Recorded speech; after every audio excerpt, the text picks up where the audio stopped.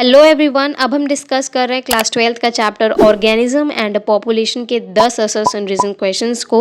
यहाँ पर सिर्फ 10 दिए हुए हैं एमटीजी फिंगर टिप्स के अंदर, 15 क्वेश्चंस नहीं है। सो हम लोग इन 10 क्वेश्चंस पर ही फोकस करेंगे। अगर आप नीट 2026 के लिए टारगेट कर रहे हो तो ये वीडियो स्किप बिल्कुल भी मत करना, इन क्वेश्चंस को प्रैक्टिस करके ज़रूर जाइएगा। So now without any delay will start with the very first question. इसका असर्शन दिया that natural selection works at population level. तो जो असर्शन दिया है बिल्कुल सही है। जब नेचर नेचुरली सिलेक्ट करता है किसी ऑर्गेनिज्म को तो वो एक पॉपुलेशन के लेवल पर होती है। किसी एक इंडिविजुअल में नेचुरल सिलेक्शन नहीं होता है, वो एक पॉपुलेशन के अंदर होता है। फॉर एग्जाम्पल कोई एक पॉपुलेशन है, उसके अंदर कोई फिटेस्ट पर्सन है, जो उसके अंदर एक डिजायर्ड ट्रेट प्रेजेंट है, उसी को नेचर जो है सेलेक्ट करेगा, नेचुरल सिलेक्शन होगी और वही वाला ऑर्गेनिज्म आगे चल के अपनी प्रोजेनी को बढ़ाएगा। सो यस, असर्शन बिल्कुल सही है। रीजन दिया है that natural selection helps in selection of desired trait over the course of evolution. तो इस इवोल्यूशन के कोर्स में नेचुरल सिलेक्शन हेल्प क्या करता है? Natural selection? भाई नेचुरल सिलेक्शन हो रहा है इसीलिए ताकि डिजायर्ड ट्रेट है, जो फिटेस्ट इंसान है, जो फिटेस्ट ऑर्गेनिज्म है, उसका सिलेक्शन हो और वो आगे बढ़े इवोल्यूशन के कोर्स में। तो बिल्कुल असर्शन और रीजन दोनों सही है, बट रीजन एक्सप्लेन नहीं कर रहा असर्शन को, अलग अलग स्टेटमेंट है दोनों, इसलिए correct option is option number B. अगला क्वेश्चन नंबर 2, इसका असर्शन दिया है that bell shaped age pyramid represents a stable population. तो एज पिरामिड्स हमने 3 तरह के पढ़े हुए हैं, एक्सपैंडिंग, स्टेबल और डिक्लाइनिंग, जिसमें से जो स्टेबल वाला एज पिरामिड होता है वो बेल शेप का भी दिखता है। So yes, bell shaped age pyramid जो होता है वो रिप्रेजेंट किसको कर रहा होता है? एक स्टेबल पॉपुलेशन को। और स्टेबल पॉपुलेशन का मतलब क्या है? कोई भी इस पॉपुलेशन अगर स्टेबल है, इसका मतलब कि उस पॉपुलेशन के अंदर जो मेंबर हैं प्री रिप्रोडक्टिव एज ग्रुप वाले, रिप्रोडक्टिव एज ग्रुप के जो मेंबर्स होते हैं उनके इक्वल वो हो जाते हैं। सो इसीलिए जो पॉपुलेशन होती है ना वो स्टेबल हो जाती है। सो जो असर्शन दिया है वो तो बिल्कुल सही है। रीजन दिया है that in stable population proportion of individuals in a reproductive age group is higher than the individuals in pre reproductive age group. ये रीज़न जो है बिल्कुल गलत है। स्टेबल पॉपुलेशन वो तभी है जब प्री रिप्रोडक्टिव फेज वाले जो पर्सन्स हैं वो अगर रिप्रोडक्टिव एज ग्रुप के मेंबर्स के इक्वल हैं, तब वो स्टेबल पॉपुलेशन कहलाता है। यहाँ पर दिया है कि रिप्रोडक्टिव एज वाले जो होते हैं वो ज़्यादा होते हैं प्री रिप्रोडक्टिव से, तो ऐसा गलत है बिल्कुल। So assertion is right but reason is false, इसलिए correct option is option number C. अगला क्वेश्चन नंबर 3, ये तो आउट ऑफ सिलेबस है, हमारे पार्ट में नहीं है, बट डिस्कस कर लेते हैं। असर्शन दिया है that temperature, water, light and soil are major abiotic और फिजियोकेमिकल फैक्टर्स। तो बिल्कुल असर्शन सही है। फिजियोकेमिकल फैक्टर्स जो मेजर होते हैं वो temperature, water, light and soil होते हैं। रीजन दिया that water is most ecologically relevant environmental factor. देखो वाटर तो इकोलॉजिकली रेलेवेंट इन्वायरमेंटल फैक्टर तो है, लेकिन ये दूसरे नंबर पे आता है। इससे भी सबसे ज़्यादा इंपॉर्टेंट जो होता है वो टेम्परेचर होता है। यहाँ वाटर दिया है इसलिए रीजन गलत हो जाएगा। So correct option is option number C if assertion is true but reason is false. Okay, so next question number 4, इसका असर्शन दिया है a population growing in a habitat with limited resources shows initially a lag phase followed by phase of acceleration and deceleration and finally an asymptote when the population density reaches the carrying capacity। तो ये पूरा paragraph logistic growth curve के बारे में दिया हुआ है। यहाँ पर जो लॉजिस्टिक होता है मतलब कि किसी पॉपुलेशन के अंदर अगर हम खाना पीना न्यूट्रिशन जो है लिमिटेड सप्लाई कर रहे हैं, जो कि हमारा रियल लाइफ का सिचुएशन होता है जहाँ पे लिमिटेड रिसोर्सेज प्रेजेंट होती हैं, अगर वो किसी हैबिटेट के अंदर प्रेजेंट है तो जो उसके अंदर पॉपुलेशन है वो इनिशियली लैग फेज से गुजरेगा, मतलब धीरे धीरे ग्रोथ करना स्टार्ट करेगा। फिर जितने जितने उसको न्यूट्रिशन मिलते जाएंगे, खाना मिलते जाएगा, खाएगा खाएगा खाएगा और एक्सेलरेट करेगा उसका पॉपुलेशन का डेंसिटी। एंड धीरे धीरे फिर जैसे जैसे खाना अब खत्म भी तो होगा, ऐसा तो नहीं है कि एकदम एक्सपोनेंशियली मिला है, ऐसा नहीं है, लिमिटेड फूड सप्लाई है तो एक्सेलरेशन तो मिलेगा, फिर धीरे धीरे खत्म होगा तो डिसेलरेशन फेज आएगा।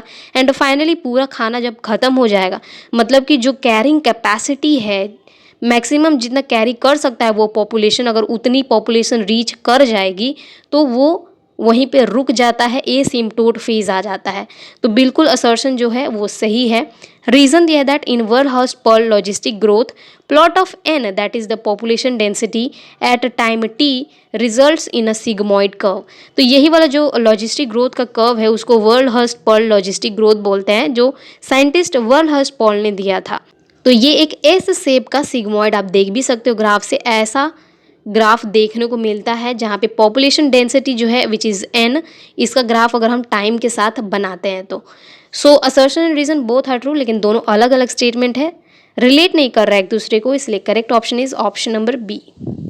अगला क्वेश्चन है क्वेश्चन नंबर 5।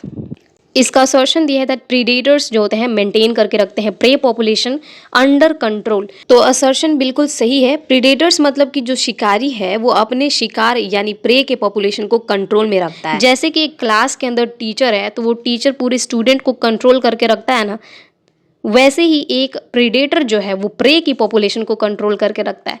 लेकिन आपको पता है कि टीचर क्लास से बाहर गया तो हम सारे बच्चे क्या करते हैं, फ्री हो जाते हैं, अपने में ही कंपटीशन करने लगते हैं, लड़ने झगड़ने बातचीत सब होने लगती है। सो यहाँ पे जो टीचर है विच इज़ आवर प्रीडेटर, सो वो एक मेंटेन करके रखता है प्रे पॉपुलेशन को कंट्रोल में। तो बिल्कुल असर्शन सही है। इसका एक कॉमन और बहुत अच्छा एग्जाम्पल है, ऑस्ट्रेलिया के अंदर जो प्रिकली पियर कैक्टस की पॉपुलेशन एकदम अनलिमिटेडली बढ़ते जा रही थी, तो वहाँ पर कैक्टस फीडिंग मॉथ को इंट्रोड्यूस जब कराया गया, इन प्रिकली पियर कैक्टस की पॉपुलेशन जो है वो कम हो गई क्योंकि एक प्रीडेटर आ गया था which is the cactus feeding moth. तो असर्शन सही है। रीजन दिया है that predators reduce the intensity of competition among competing prey species. So बिल्कुल रीज़न सही है। जब तक टीचर होता है क्लास में सारे बच्चे शांति से पढ़ाई कर रहे होते हैं, लेकिन अगर टीचर चला गया और बीच में क्लास के बच्चों में किसी में भी झगड़ा उगड़ा हो गया है तो वो आपस में ही लड़ मरेंगे, कंपटीशन उनमें इतनी ज़्यादा हो जाएगी। तो जब टीचर प्रेजेंट है तो कंपटीशन कम रहती है इन प्रे के पॉपुलेशन में, इन बच्चों के अंदर जो क्लासरूम में प्रेजेंट है। तो ऑफकोर्स जो प्रीडेटर्स होती है वो रिड्यूस कर देती हैं intensity of competition which is among these prey species. तो assertion and reason both are true, and जो रीजन है वो एक्सप्लेन भी कर रहा है असर्शन को कि हाउ प्रेडेटर्स मेंटेन करके रखते हैं प्रे पॉपुलेशन को under control, because predator reduce कर देते हैं intensity of competition among competing prey species, जिस वजह से प्रे की पॉपुलेशन कंट्रोल में रहती है। So both is correct. Okay, so our correct option is option number A. Next question, question number 6, इसका असर्शन दिया है that elimination of a competitively inferior species in a closely related or otherwise similar group is known as competitive exclusion principle. तो Gause ने एक बहुत अच्छा principal दिया था। उन्होंने कहा था ना कि जब कोई भी दो स्पीसीज हो, सिमिलर हैं, ऑलमोस्ट सिमिलर मानो या फिर थोड़े से डिफरेंट ग्रुप के मेंबर्स हैं अगर, तो उनके अंदर जो है अगर वो एक साथ रह रहे हैं कहीं पर, तो उनके अंदर कॉम्पिटिटिव एक्सक्लूजन प्रिंसिपल देखने को मिलता है। अगर वो दोनों सेम जगह पर हैं तो जो उससे ताकतवर, उन दोनों स्पीसीज में से जो सबसे ज़्यादा ताकतवर स्पीसीज है वो जो है इन्फीरियर स्पीसीज को एलिमिनेट कर देता है क्योंकि वो ताकतवर है। इसका बहुत अच्छा नीट में बहुत बार PY को पूछा हुआ है। इसका एग्जाम्पल एक है जहाँ पे वो जो गोट एलिमिनेट कर देती है एबिंगटन टॉर्टॉइस की स्पीसीज को, क्योंकि गोट की हाई ग्रेजिंग एफिशिएंसी थी, वो घास बहुत अच्छे से चढ़ सकती थी एंड टॉर्टॉइस ऐसा नहीं कर पा रहे थे। तो जब वो आई उन आइलैंड के ऊपर तो उन्होंने एलिमिनेट कर दिया एबिंगटन टॉर्टॉइस को। तो of course here what is happening, competitive exclusion principle यहाँ पे लग रहा है जहाँ पर कंपिटिटिवली इंफीरियर स्पीसीज जो है वो एलिमिनेट हो गई हैं बड़े ऊपर वाले ग्रुप से। तो बिल्कुल असर्शन सही है। एंड इसके और दो एग्जाम्पल्स क्या है आप मेरे को कमेंट बॉक्स में ज़रूर बताइएगा। रीजन दिया है that if two species compete for the same resource they could avoid competition by choosing different times for feeding or different foraging patterns। तो भाई ये भी बात सत्य है। जो इसको हमने ये वाले प्रिंसिपल को मैक अर्थर ने दिया था, जो रीजन में दिया हुआ है। उन्होंने कहा था कि कोई भी दो स्पीसीज है, सेम रिसोर्स है, सेम खाना के लिए अगर वो compete कर रही हैं तो अपने बीच में वो कंपटीशन को कम कर सकती हैं अगर वो दोनों मिल बांट करके खाने लगें।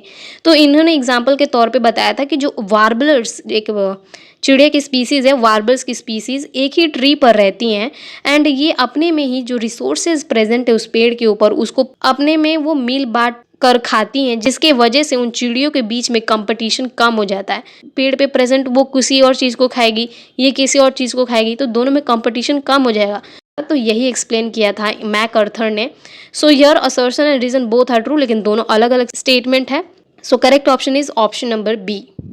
क्वेश्चन नंबर 7, इसका असर्शन दिया है that endoparasites live on the surface of the host. तो असर्शन जो है बिल्कुल गलत है। एंडोपैरासाइट्स होते ही वो पैरासाइट्स जो होस्ट जिसके अंदर वो फीड कर रहे हैं उसके शरीर के अंदर रहते हैं।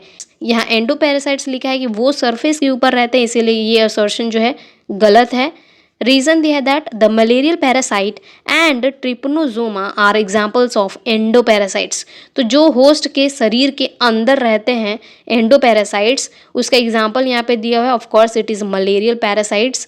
मलेरियल पैरासाइट जो कि प्लाज्मोडियम है, plasmodium of course RBC and liver cells में इन्फेक्शन कॉज करता है। एंड ट्रिपनोजोमा जो कि एक प्रोटोजोवन है, ये स्लीपिंग सिकनेस कॉज करता है। तो ये एंडोपैरासाइट्स के एग्जाम्पल है। तो बिल्कुल रीजन सही है, असर्शन गलत है, इसलिए correct option is option number D, assertion is false but reason is true. Question number 8, इसका असर्शन दिया था the epiphytes use the trees only for attachment and manufacture their own food by photosynthesis. तो epiphytes वो होते हैं जो tree के ऊपर ना बस सहारा के लिए वो चिपके हुए रहते हैं, पैरासाइट नहीं होते हैं, वो बस अटैचमेंट के लिए वो प्रेजेंट होता है पेड़ के ऊपर, और खुद का खाना वो सनलाइट का जो लाइट है वो ले करके फोटोसिंथेसिस करके अपना खाना बनाते हैं। So they are not parasites, these are epiphytes जो ट्रीज पे बस रहते हैं for attachment and manufacture their own food by photosynthesis. तो असर्शन बिल्कुल सही है। रीजन दिया है that commensalism results in negative effects on the growth and survival of one or both of the population.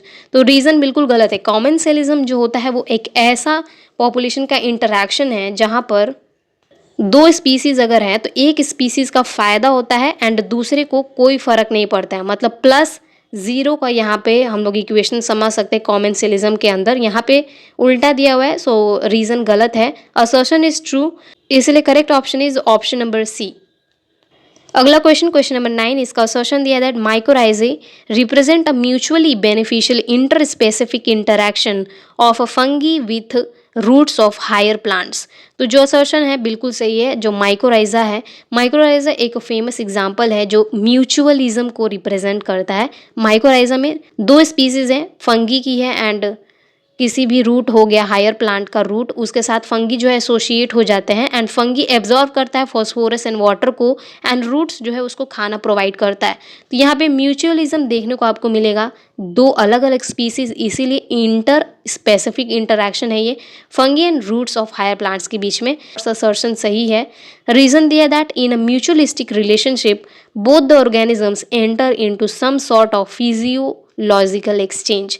तो बिल्कुल रीजन भी सही है। जब भी म्यूचुअलिस्टिक रिलेशनशिप होती है जैसे कि ये माइकोराइजा है, यहाँ पर जो दोनों ऑर्गेनिज्म है fungi and roots of higher plants, ये अपने आप में फिजिकल एंड केमिकल एक्शन से इंटरेक्शन कर रहा होता है, जैसे कि फंगी फॉस्फोरस एंड वाटर को ऑब्जर्व कर रहा है एंड रूट्स जो है फूड को प्रोवाइड कर रहा है।